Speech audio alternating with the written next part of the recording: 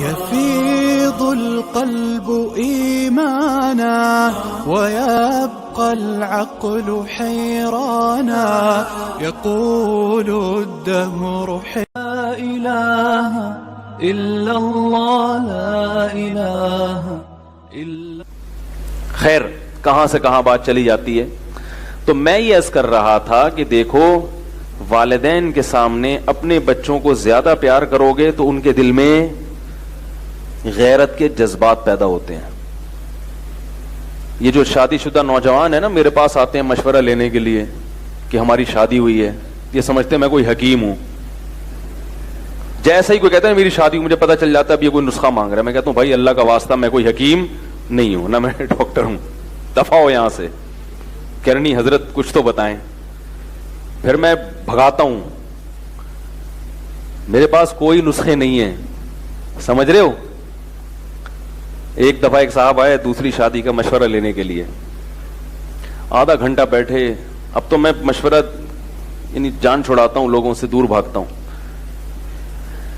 تو کافی دیر مشورہ لیا. اصل مشورہ جو ہے نا وہ شرما رہے تھے, اصل بات کرتے ہوئے کافی مشورے لینے کے بعد جاتے جاتے ان کے خیال ہے یار پوچھ ہی لو اب کیا شرمانا. کہہ رہے تھے کوئی خوراک وراک حضرت کوئی کھانے کو کچھ بتا دیں. میں نے کہا قسم کھایا کرو. کیا کھایا کرو؟ قسم کھایا کرو, غصہ پیا کرو, اس سے بہت طاقت آتی ہے جسم میں. میں نے کہا روٹی نہیں کھاتے؟ کہہ رہے ہیں وہ تو کھاتے ہیں. میں نے کہا بس جو روٹی کھا لی اب کچھ کھانے کی ضرورت. اللہ کے بندو تم روٹی کھا رہے ہو گندم کی, گائے کے بکرے کے گوشت کھا رہے ہو, اور کیا چاہیے؟ اب جائیدادیں کھانی ہے کیا؟ جس آدمی کو روٹی کھا کے طاقت نہیں آتی وہ بہنوں کی جائیدادیں بھی کھا لے گا تو جسم میں طاقت نہیں ہوگی. یہ خوب یاد رکھو. روٹی کھاؤ اور گائے کا گوشت, اتنا اللہ نے اس میں پاور. وہ بیماریاں بھی ہیں, وہ اس لیے بیماریاں ہیں کہ وہ انرجی یوٹیلائز نہیں ہوتی, ایکسرسائز نہیں کرتے. جو آدمی گائے کا گوشت کھائے, دمبے کھائے اور روٹی کھائے, اس میں اگر طاقت پیدا نہیں ہو رہی پھر وہ جائیدادیں بھی کھا لے گا تو طاقت پیدا نہیں ہوگی. یاد رکھو, وراثت بھی کھائے گا نہیں ہوگی. تو کہاں سے کہاں بات جا رہی ہے یار, گچی پکڑ کے رکھو جی. اسکول کالج میں تو باقاعدہ آرڈر پہ بدتمیز بنایا جا رہا ہے, یہ بات چل رہی تھی. تو اسکول کالجز میں ماحول ایسا دیا جا رہا ہے جس سے بچے بدتمیز بن جاتے ہیں. ماحول ایسا دیا جا رہا ہے. مثلاً اپنے کالج کا ایک واقعہ سناتا ہوں, لمبی بات کروں گا نا تو موضوع چینج نہ ہو جائے. این سی سی کی ٹریننگ ہوا کرتی تھی کالج میں. مجھے یاد ہے ایک دن ایک لڑکا بیٹھ کے دوسرے کو بتا رہا ہے کہ یار میں جب گھر میں لیٹ جاتا ہوں تو ابا مجھے ڈانٹتے ہیں, لیٹ کیوں آ رہا ہے. دوسرا کہتا ہے تو نے ایسے ابا پالے ہوئے کیوں ہیں. اب دیکھو یہ مزاح چل رہا ہے کس کے بارے میں؟ باپ کے بارے میں. یہ ہے کیا؟ ماحول. جو آپ کے دل سے باپ کی عظمت, کسی زمانے میں یہ جملہ انتہائی غلیظ سمجھا جاتا تھا. کوئی کہہ دیتا کہ میرے باپ کی توہین, وہ کہتا تھا میری توہین کرتا اتنی بے عزتی نہیں تھی, میرے باپ کی توہین کی ہے, یہ قابل برداشت نہیں ہے. تو یہ ہو رہا ہے, جو ماحول مل رہا ہے نا وہاں. پھر اسکول کالجز میں دنیا کی محبت سکھائی جا رہی ہے. دنیا کی محبت, پیسہ پیسہ پیسہ پیسہ, دولت دولت. دولت کی محبت اللہ کی محبت کے ساتھ جمع نہیں ہو سکتی. والدین سے محبت وہی کرے گا جو اللہ سے محبت کرے گا, کیونکہ اللہ کا رشتہ اور والدین کا رشتہ تقریباً ایک جیسا ہے. وہ بھی آپ کی پیدائش کا ذریعہ بنے اور اللہ بھی خالق ہے. والدین بھی آپ سے بے لوث محبت کرتے ہیں, کوئی مفاد نہیں, اور اللہ بھی اپنی مخلوق سے بے لوث محبت کرتا ہے. اللہ نے اپنی محبت کے لیے مثال ہی ماں کی دی ہے کہ ماں سے 99 گنا زیادہ. یہ نہیں کہا کہ شوہر سے 99 گنا زیادہ, بیوی سے 99 گنا زیادہ, اولاد سے, نہ نہ نہ. اللہ نے جب اپنی محبت کی مثال دی تو اتنی محبت کرتا ہوں کہ ماں سے بھی 99 گنا زیادہ. تو ماں کی کیوں مثال دی جا رہی ہے؟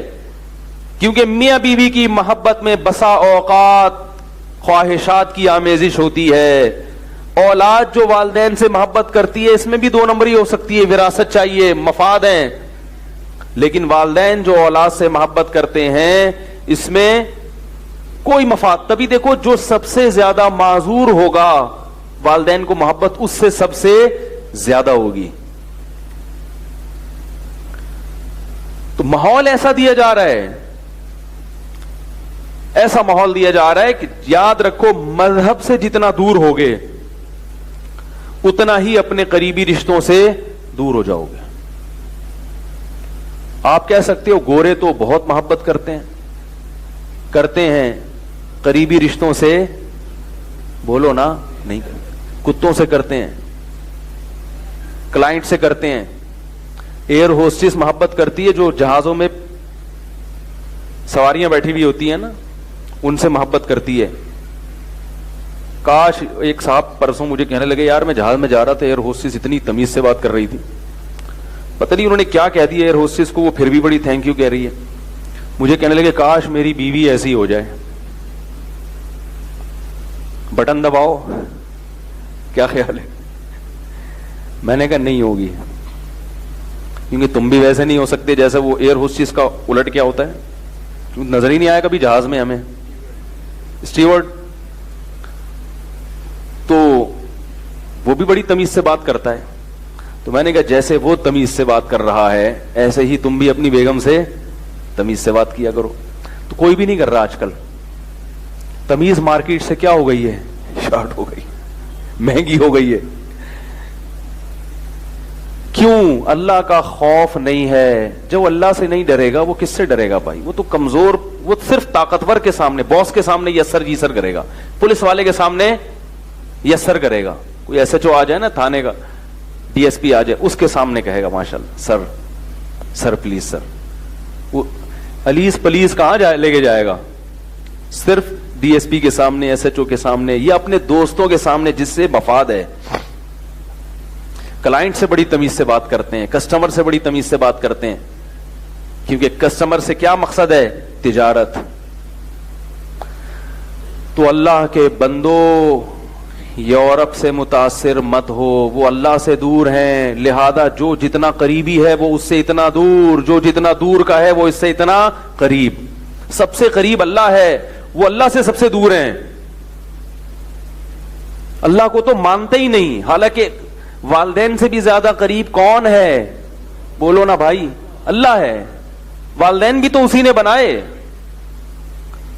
والدین کے دل میں محبت کس نے رکھی ہے؟ اللہ نے. آپ یہ کہہ سکتے ہو یہ تو نیچرل ہے. نیچر کوئی چیز نہیں ہوتی خود سے. نیچر بنانے والا کون ہے؟ اللہ ہے. یہ جو گورے کہتے ہیں نا نیچرل ہے, کہ یہ نیچر کر رہی ہے, فطرت خود کچھ نہیں ہوتی. فطرت کو تخلیق کرنے والا کون ہے؟ اللہ ہے. کتا وفادار ہے, اس کی نیچر ہے. بھئی یہ نیچر بنائی کس نے؟ خود سے وہ وفادار بن گیا. شیر بہادر ہے, خود سے نہیں ہے, اللہ نے اس میں بہادری کے سافٹ ویئر انسٹال کر دیے ہیں, اور پھر اس کو اسی بہادری کے حساب سے پورا جو ہے نا باڈی دی ہے. یہ اس کی علامت ہے کہ کوئی ہے جس نے بنایا, اور جس حساب سے بنایا ہر چیز پھر اسی حساب سے ڈیزائن کی ہے. اگر شیر خود سے بہادر ہوتا تو اس کی ایک ایک چیز اسی بہادری کے حساب سے نہ بنتی. شیر کو اگر بہادر بنایا تو اس کی دھاڑ بھی ایسے جیسے بہادروں کی, بولو نا یار, جیسے بہادروں کی دھاڑ ہوتی ہے. تو اللہ تعالی نے والدین کے دل میں اولاد کی محبت رکھی. یہ نیچرل اس لحاظ سے نہیں ہے کہ خود بخود ہے, اس لحاظ سے نیچرل ہے کہ یہ نیچر بنائی کس نے؟ اللہ نے. ورنہ یہ ضروری نہیں ہے کہ جو جنے وہ محبت بھی کرے. سانپ کی مادہ بھی جنتی ہے مگر اپنے بچوں سے محبت نہیں کرتی. سانپ کے انڈوں سے, سانپنی کے انڈوں سے جب بچے نکلتے ہیں تو سب سے پہلے وہ کس کو اپنا دشمن سمجھتے ہیں؟ ماں کو. بھاگتے ہیں وہاں سے.